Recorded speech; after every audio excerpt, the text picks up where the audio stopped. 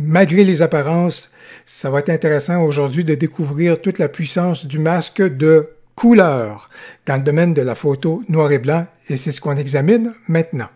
Bonjour, mon nom est Louis Lavoie, je suis l'auteur du blog fairedelabellephoto.com, un blog qui s'applique, tout comme cette chaîne-ci, à partager avec vous des trucs, des conseils, des astuces, de même que des découvertes, afin que vous puissiez progresser dans votre cheminement photo. Si vous aimez des vidéos comme celle-ci, n'hésitez donc pas à cliquer sur j'aime et à vous abonner à ma chaîne, et je vous invite également à découvrir ma playlist qui porte sur la retouche photo. Ça peut sembler paradoxal de parler de masque de couleur dans le domaine de la photo noir et blanc, mais il faut se souvenir que notre logiciel garde en mémoire les couleurs qui composent notre photo d'origine. Alors, lorsqu'on bascule dans le noir et blanc, on a encore accès, et le logiciel a encore accès donc à ces couleurs-là. Et pour vous en faire la démonstration, je vais prendre cette photo-ci. Bord de mer, État du Massachusetts, aux États-Unis, bien entendu. Et vraiment, la vedette dans ma photo, là, c'est ici, c'est ce ciel-là avec beaucoup de personnalité et le drapeau américain là, qui est là, très fier, là, avec le vent qui était assez sévère à ce moment-là. Là.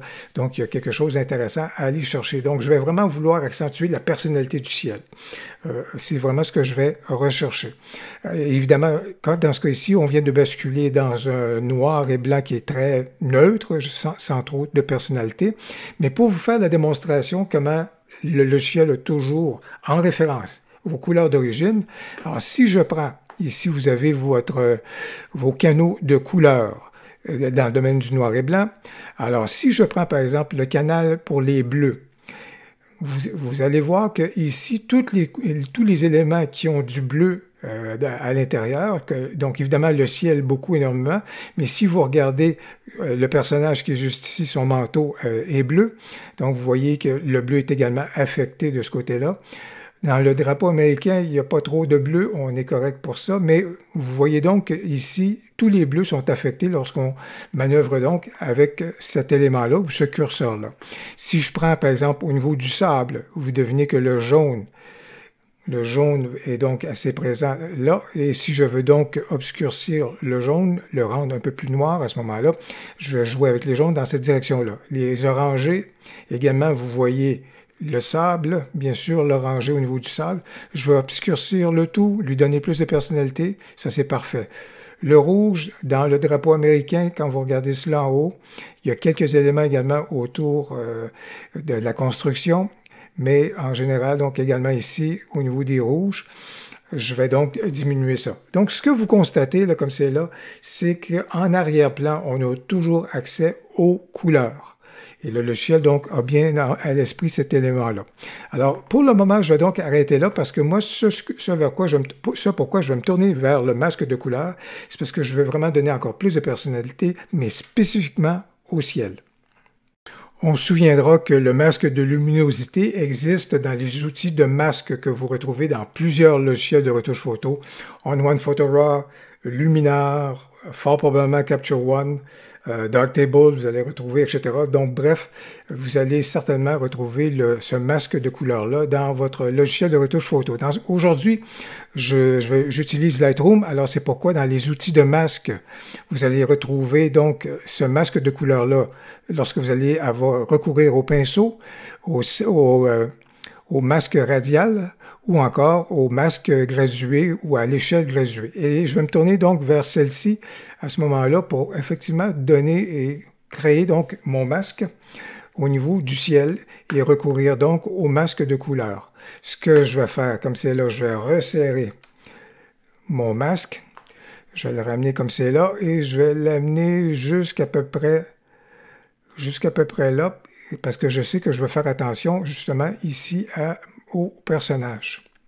Alors, présentement, j'ai donc créé un masque. Et si je vous présente l'incrustation de masque, bien, vous voyez que le masque a donc été créé comme c'est là dans Lightroom. Par contre, le masque ne sait pas encore quoi faire. J'ai ici mes curseurs, il est prêt à agir, mais ici, le masque de gamme est désactivé. Je vais lui dire, je veux activer le masque de couleur. À partir de là, il attend mes instructions, très bien. On va aller choisir donc la couleur. Et la couleur, même si elle n'est pas apparente là, parce qu'on est dans le domaine du noir et blanc, ben je sais que mon bleu, il est ici et je vais faire un autre échantillon de bleu juste ici. Alors là, comme c'est là, mon masque, c'est donc que je veux agir sur les bleus de façon spécifique à cet endroit-là. Et je vais donc à ce moment-là diminuer l'exposition. Je vais le faire également au niveau des ombres pour diminuer ça comme ça. Je vais augmenter le contraste. Tout ça pour rendre donc mon ciel encore plus dramatique, si vous voulez. Mais vous voyez que ça l'a beaucoup moins affecté juste ici, justement, le bleu qui pouvait être là ou dans le bas de ma scène, si vous voulez. C'est vraiment au niveau de mon ciel que ça l'a affecté les choses de façon un peu plus spécifique. Je vais ramener mon outil juste ici et je vais peut-être faire quelque chose juste là. Je pourrais me permettre de pencher un tout petit peu mon masque et encore là, donc, de le ramener encore un tout petit peu plus comme ça et comme ça. Alors, voilà donc une illustration comment l'outil de masque, à ce moment-là, m'a permis de cerner des endroits de façon plus judicieuse, si vous voulez, là où je voulais apporter des retouches plus particulières. Et juste pour compléter un peu donner un peu plus de personnalité à cette photo-ci, je vais aller faire un truc que vous savez que j'aime bien faire. Dans les noirs, je vais assombrir de ce côté-là, vraiment rentrer de ce côté-là. Je vais peut-être relever encore là, relever de ce point de vue-là au niveau de la courbe de tonalité, ce qui rend donc à ce moment-là l'ensemble un peu plus dramatique, je vous dirais. Et encore une fois, ce que j'aime beaucoup, c'est la démarcation au niveau du drapeau, entre le drapeau et le ciel. Juste là, il y a quelque chose qui est extrêmement accentué, et ça me plaît énormément. On vient de passer d'une plage américaine du Massachusetts à une plage montréalaise. Voilà ce qu'a l'air notre plage à proximité donc du Vieux-Port. C'est pas du tout dans le même registre et ça n'a pas le même côté bucolique, je vous l'accorde. Ici, par contre, au niveau de mon traitement noir et blanc, encore là, je suis allé vers un noir et blanc qui est très prononcé, vraiment pour accentuer des choses. Puis un côté toujours un peu caricatural juste ici, là, surtout en plein jour. C'était propice à ce moment-là pour pouvoir faire une photo noir et blanc avec des contrastes qui sont aussi prononcés. Ce que je vais chercher à faire, par contre, c'est le ciel est assombri, ça c'est tout à fait correct, mais je veux vraiment ici venir à si vous voulez, davantage éclaircir le fleuve Saint-Laurent, qui est juste là devant.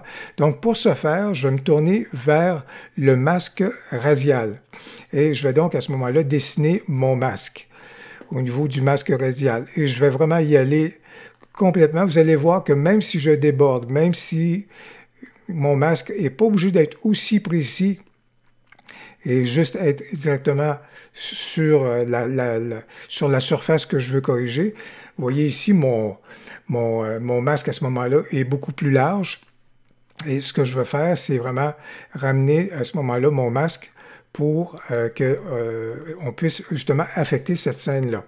Alors, comme c'est là, mon masque est installé, mais il attend mes instructions. Ici, je viens juste d'ajuster ou d'afficher l'incrustation de masque pour que vous puissiez voir la zone sur laquelle je vais intervenir. Ce que je veux faire dans ce cas ici, c'est que je vais activer mon masque de gamme. Et ici, je vais dire, je veux créer un masque de couleur.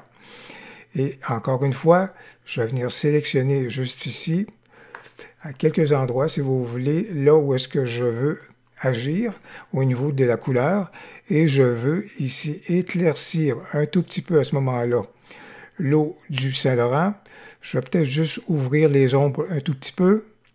Et je vais surtout aussi lui donner de la personnalité grâce au micro-contraste. Et si vous voulez, à la clarté, ça va me permettre d'aller chercher un peu plus de micro-contraste avec ça.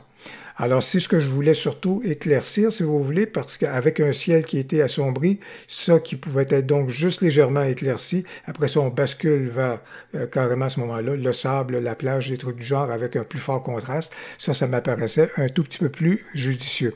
Je vais juste ramener ma pipette juste ici. Alors, voilà ce que c'était auparavant. Alors, si j'enlève à ce moment-là le fait du masque radial, et lorsque je le remets, bien, vous pouvez voir qu'à ce moment-là, de façon très spécifique, même si mon masque était beaucoup plus large que la portion aquatique, si vous voulez, que l'eau du Saint-Laurent, mais à ce moment-là, grâce au masque de couleur, on a pu agir spécifiquement sur l'eau du Saint-Laurent. Voilà donc deux exemples pour vous encourager à ce que même si vous êtes dans le domaine de la photo noir et blanc, même si vous êtes en train de retoucher une photo noir et blanc, le masque de couleur peut vous être extrêmement utile si vous voulez apporter des retouches de façon très localisée. N'hésitez donc pas à recourir à ce masque de couleur. J'espère que la vidéo vous aura été utile. Si c'est le cas, n'hésitez donc pas à cliquer sur j'aime et surtout n'hésitez pas à laisser un commentaire. J'ai bien hâte de vous lire. Au plaisir, à la prochaine.